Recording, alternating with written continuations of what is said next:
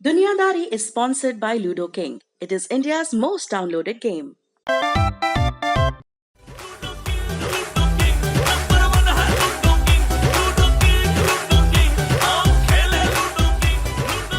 हाय दोस्तों, मैं Mika Singh and family and friends का नंबर 1 गेम लूडो किंग अभी डाउनलोड कीजिए।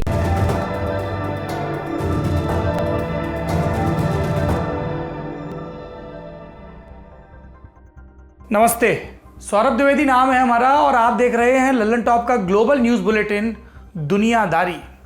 दुनियादारी में आज दुनिया में हुए सबसे बड़े नरसंहारों में से एक की कहानी सुनाएंगे।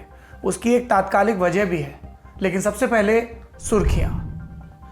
पहली सुर्खी इजराइल से है। यहां चीन के राजदूत थे दू वेई। 17 मई को वो टेल अवीव स्थित अपने आवास के भीतर मृत पाए गए। उनकी मौत की वजह भी स्पष्ट नहीं है। शुरुआती जांच में कोई संदिग्ध एंगल भी सामने नहीं आया है। चीन और इजरायली मीडिया की रिपोर्ट्स के मुताबिक मुमकिन है कि दिल का दौरा पड़ने की वजह से दू वेई का निधन हुआ। 57 साल के दू वेई फरवरी 2020 में इजराइल के राजदूत बनाए गए थे। दूसरी सुर्खी अफगानिस्तान से है। 17 मई को यहां राष्ट्रपति अशरफ गनी और उनके प्रतिद्वंदी अब्दुल्ला अब्दुल्ला के बीच सत्ता में साझेदारी से जुड़ा समझौता हो गया। इस समझौते के तहत अब्दुल्ला के ग्रुप को कैबिनेट में 50% हिस्सेदारी मिलेगी। अब तालिबान और अफगान सरकार के बीच वार्ता फिर शुरू हो सकेगी। अफगान सरकार की ओर से वार्ता की अगुवाई करेंगे अब्दुल्ला अब्दुल्ला। अशरफ गनी और अब्दुल्ला अब्दुल्ला के बीच विरोध की वजह थी अफगानिस्तान का पिछला चुनाव, जिसमें बड़े स्तर पर गड़बड़ियों की शिकायत है।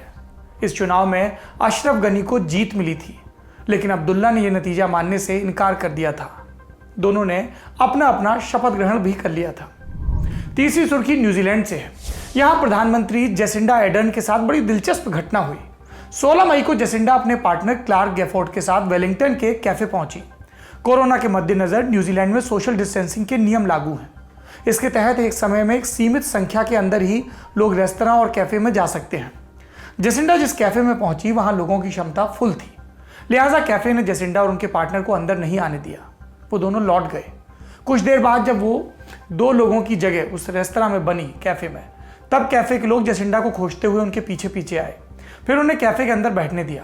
अब लोग न्यूजीलैंड की तारीफ करते हुए लिख रहे हैं कि ये अच्छी रवायत है, आम हो या खास, सबके लिए एक सा सिस्टम। अब बढ़ते हैं बड़ी खबर की तरफ। आज शुरुआत करते हैं एक आपबीती से। ये आपबीती है एक माँ और उसकी बेटी की। माँ जस्टिन, बेटी एलिस।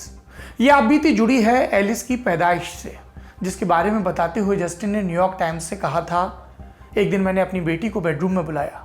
मैंने उससे कहा कि तुम जानती हो ना, उस नरसंहार में लाखों लोग मारे गए थे, सैकड़ों औरतों के साथ बलात्कार हुआ था। तुमने सुना भी होगा, उस नरसंहार के दौरान हुए बलात्कारों की वजह से कई बच्चे पैदा हुए। मैं तुम्हें बताना चाहती हूँ, नरसंहार के दौरान मेरे साथ भी बलात्कार हुआ था, उसी से तुम पैदा हुई। चूँकि बलात्कार करने वालों में कई लोग शामिल थे, इसलिए मैं नहीं जानती तुम्हारा पिता कौन है। जस्टिन के साथ हुआ अपराध दुनिया की सबसे खौफनाक त्रासदियों के बीच घटा था। यह त्रासदी है अप्रैल 1994 से जून 1994 के बीच के लगभग 100 दिनों की, जब पूर्वी अफ्रीका के एक देश रवांडा में भीषण नरसंहार हुआ। 100 दिनों के भीतर करीब 10 लाख लोग मार डाले गए, यानी एक दिन में औसतन 10,000 लोगों का कत्ल। मारने वाले थे बहुसंख्यक हुटू, मरने वाले थे अल्पसंख्यक टुत्सी। इस सरकार प्रायोजित नरसंहार में सेना और पुलिस के जिम्मे न केवल अल्पसंख्यकों को मारना था, बल्कि ज्यादा से ज्यादा बहुसंख्यक आबादी को हत्यारा बनाना भी था। नतीजा यह हुआ कि हजारों पड़ोसियों ने अपने पड़ोसियों को काट डाला। चर्च के पादरियों ने रोजरी यानी अपनी प्रार्थना की माला छोड़कर चाकू उठा लिए। स्कूल के टीचरों ने अपने यहां पढ़ने आए बच्चों को काट डाला। ईश्वर की शरण में आए लोगों को चर्च में बंद करके जिंदा जला दिया गया। इन हत्यारों को इनाम भी मिला। प्रशासन ने कहा, उनको मार दो, उनका घर जमीन सब तुम्हारा। लाखों लोग बेघर हो गए। न यूएन, न ब्रिटेन, न अमेरिका जैसे स्वघोषित मानवाधिकार रक्षक, किसी ने भी रवांडा की सुध नहीं ली, किसी ने भी उनकी मदद नहीं की। इस नरसंहार के मुख्य संदिग्धों में से एक था फिलिसिया काबूगा। ये नाम याद रखिएगा, फिलिसिया काबूगा दुनिया के मोस्ट वांटेड अपराधियों में से एक। काबूगा बड़ा बिजनेसमैन था, रवांडा के सबसे अमीर लोगों में से एक। यूएन ट्राइब्यूनल के मुताबिक काबूगा पर नरसंहार में शामिल हुटू मिलिशिया को बड़ा फंड देने का इल्जाम है। उसने उनकी मदद के लिए बड़ी संख्या में कटारें भी मंगवाई बाहर से। ये कटार इस नरसंहार को अंजाम देने वाले प्रमुख हथियारों में से एक थे। 1997 में नरसंहार में भूमिका को लेकर काबूगा पर आरोप तय हुए, लेकिन केस कैसे चलता? काबूगा तो भागा हुआ था।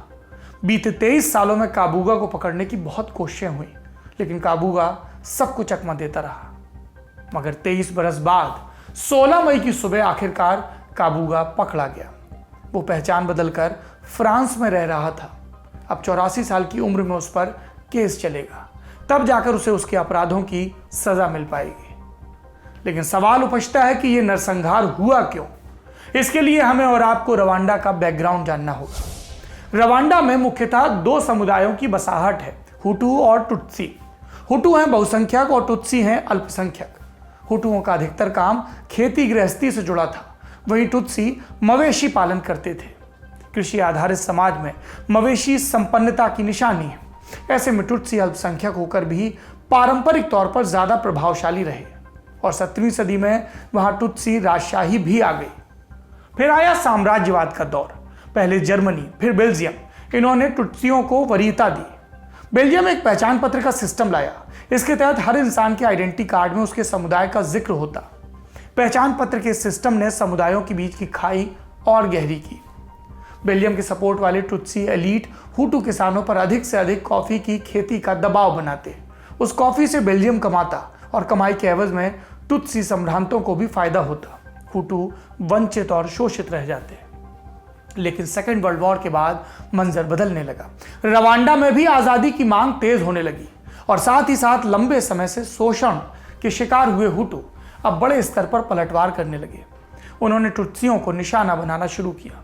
अचानक से समाज का समीकरण बदल गया। बहुसंख्यक अपनी संख्या के कारण, अपनी एकता के कारण वरीयता में रखे जाने लगे। रवांडा में टुत्सी राजशाही खत्म हो गई। जुलाई 1962 में रवांडा आजाद हो गया। अब हुटुओं के हाथ में सत्ता आ गई। उन्होंने बरसों के शोषण का बदला लेना शुरू कर दिया। कई टुत्सी मारे गए, कईयों को अपना देश छोड़कर भागना पड़ा। जवाब में टुत्सी समुदाय के भीतर भी कई विद्रोही गुट बन गए। रवांडा में एक क्रम सा बन गया। टुत्सी विद्रोही रवांडा में हमला करते, हुटू सरकार उनसे लड़ती। सरकार विद्रोहियों के किए का बदला लेने के लिए आम टुत्सी आबादी को निशाना भी बनाती। 60 का दशक बीतते बीतते सामुदायिक हिंसा में कुछ कमी भी आने लगी। बीच बीच में एकाध घटनाएं होती, लेकिन मोटा माटी हालात सामान्य रहे। एक किस्म का बैलेंस आ गया। सबने सत्ता का नया समीकरण स्वीकार लिया। लेकिन 90 के दशक में आकर टुत्सी चरमपंथियों ने फिर सर उठाया।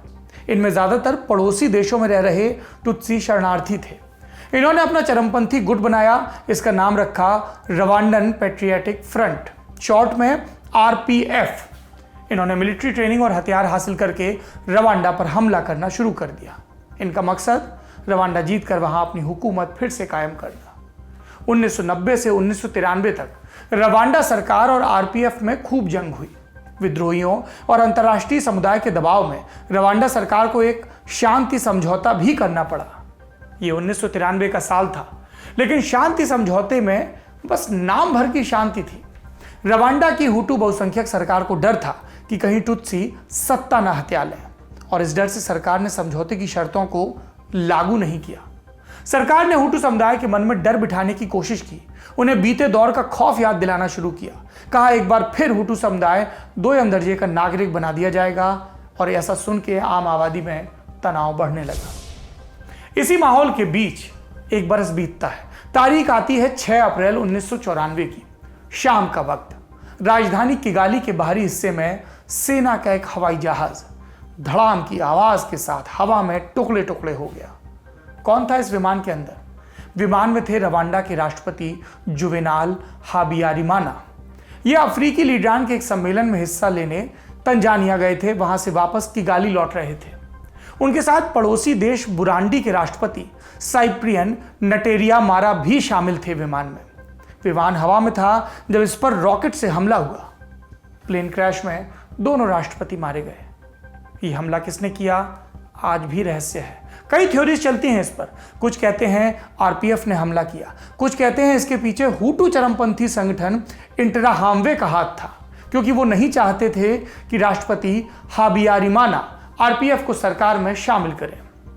बेल्जियम ने अपनी जांच में भी यही एंगल माना था। जो भी हो, लेकिन इस हमले के तुरंत बाद क्या हुआ? टुत्सी समुदाय का नरसंहार शुरू हुआ और उससे ये आशंका लगती है कि शायद किसी गुट ने सुनियोजित तरीके से साजिश बनाकर ये हमला किया था रॉकेट से, क्योंकि इस हमले के कुछ ही घंटों के भीतर राजधानी किगाली में सेना ने जगह जगह बैरिकेडिंग कर दी। सेना ने हुटू समुदाय से कहा कि तुत्सियों को मारना उनका कर्तव्य है और देखते ही देखते आम से दिखने वाले लोग हत्यारों में तब्दील हो गए। चाकू, हथौड़ी, कुल्हाड़ी हाथ में लिए ये लोग तुत्सी अल्पसंख्यक को चुन चुनकर मारने लगे। जान बचाने के लिए तुत्सी जिन इमारतों में छिपे उन्हें पेट्रोल और केरोसिन छिड़क कर जला दिया गया। इमारत की ईंट पत्थर जली, साथ में उसके पीछे छिपे लोग भी जल गए। जान बचाने की उम्मीद में लोग चर्च में भी गए भाग के, लेकिन वहां पादरियों ने हत्यारी भीड़ के साथ मिलकर हजारों लोगों को काट डाला। दोस्तों ने दोस्तों को, पड़ोसियों ने पड़ोसियों को, दफ्तर में काम करने वाले सहकर्मियों ने एक दूसरे को, यहां तक कि हुटू पतियों ने तुत्सी समुदाय की अपनी पत्नियों को भी नहीं छोड़ा। देखने वालों ने इस दौर में रवांडा और तंजानिया की सीमा के पास बहने वाले रुसुमो जलप्रपात में हजारों लाशों को तैरते उतराते देखा। रुसुमो पुल के ऊपर जान बचाकर तंजानिया की ओर भागते तुत्सी शरणार्थी दिखते और पुल के नीचे पानी में तुत्सी समुदाय के लोगों की लाशें ऐसे उभरती मानो किसी ने हजारों पुतलों का विसर्जन कर दिया हो। रवांडा का ये नरसंहार दुनिया के मुंह पर एक जोरदार थप्पड़ था। इसने सबकी पोल खोल दी। सबसे ज्यादा नंगा हुआ अमेरिका, फ्रांस, बेल्जियम और यूएन। 1990 में आरपीएफ के चरमपंथियों ने जब पड़ोसी युगांडा से हथियार और ट्रेनिंग लेकर रवांडा पर हमला किया तो सीआईए को सब खबर थी।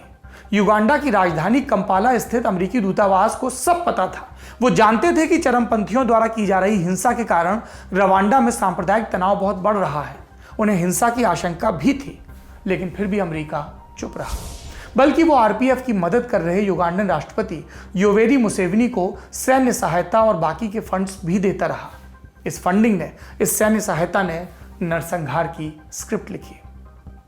बाद के वर्षों में फ्रीडम ऑफ इंफॉर्मेशन एक्ट के माध्यम से कई ऐसे गोपनीय दस्तावेज सार्वजनिक हुए जो बताते हैं कि किस तरह क्लिंटन प्रशासन सब कुछ जानते हुए भी लाखों लोगों को कत्ल होते देखता रहा। बाद के वर्षों में बिल क्लिंटन ने कई बार माफी मांगी। उन्होंने कई बार अफसोस जताते हुए कहा कि अगर अमेरिका कोशिश करता तो कम से कम 1/3 लोगों की जान बचाई जा सकती थी। और फ्रांस, उसने क्या किया? फ्रांस की भूमिका नरसंहार से पहले और उसके दौरान दोनों स्तरों पर रही। फ्रांस की सरकार हुटुओं को सपोर्ट देती थी। 1990 से 1993 के बीच चले सिविल वॉर में भी फ्रांस हुटू सरकार की हर मुमकिन मदद कर रहा था। फ्रांस के तत्कालीन राष्ट्रपति फ्रांसवा मित्तेरान को लगता था कि अगर रवांडा में आरपीएफ की सरकार बन गई तो फ्रांसीसी भाषा बोलने वाले एक देश से उसका प्रभाव कम हो जाएगा। इसलिए नरसंहार के समय रवांडा में तथाकथित पीस कीपिंग के लिए मौजूद फ्रांसीसी सैनिक लोगों का कत्ल होते देखते रहे, बल्कि कई मामलों में तो उनके ऊपर हत्याओं में शामिल होने का इल्जाम भी लगा। फरवरी 2010 में वॉल स्ट्रीट जर्नल ने एक रिपोर्ट छापी थी। इसमें हुटू चरमपंथी मिलिशिया के एक पूर्व लीडर का बयान था। उसने नरसंहार के दौरान फ्रांसीसी सेना की भूमिका के बारे में बताते हुए 13 मई 1994 की एक घटना का जिक्र किया। क्या थी यह घटना? पश्चिमी रवांडा में बेसेसेरो हिल्स का इलाका है। जान बचाने के लिए बड़ी संख्या में टुत्सी यहां आकर छिपे थे। उन्हें बाहर निकालने के लिए फ्रांस की सेना ने गोलियां चलाई। फिर जब छुपे हुए टुत्सी जान बचाने के लिए भागे तो फ्रांसीसी सैनिकों ने भागते हुए लोगों पर भी अंधाधुंध गोलियां चलाई। औरतें, बच्चे, किसी को नहीं बख्शा। इसके बाद हुटू हत्यारे एक्शन में आए। जो लोग घायल बच गए थे उन्हें चाकुओं और कुल्हाड़ियों से काट डाला। अकेले 13 और 14 मई को करीब 40,000 टुत्सी मारे गए।